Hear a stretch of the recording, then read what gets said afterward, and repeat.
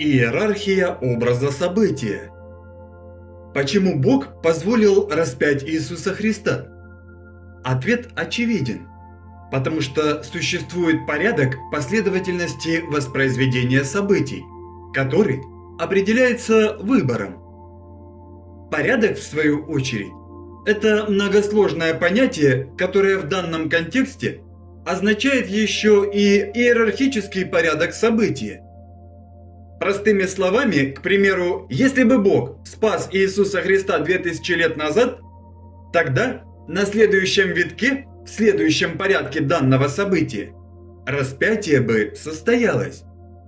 И распятие такое было бы уже не личности Христа, а целого народа, который живет Христа ради.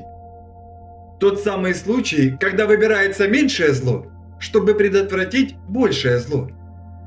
А если быть точным, то выбирается меньшее зло, которое в следующем порядке, в следующем иерархическом витке события, проявляется как величайшее добро.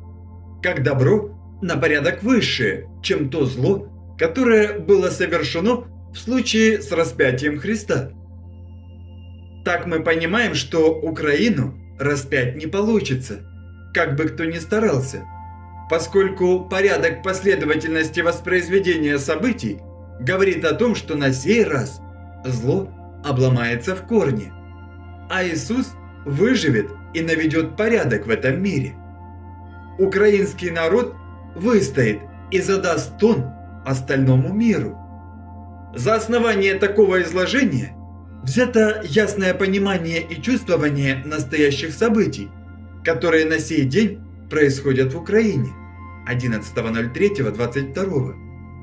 Из воспринимаемого следует, что народ Украины смирился со смертью и будет стоять духом свободы в каждом человеке, защищая свои позиции до последнего вдоха и даже теряя дыхание, выстоим. Мы стали крепче скалы, защищая своих потомков от супостатов и сволочей, кремлевских и любых других.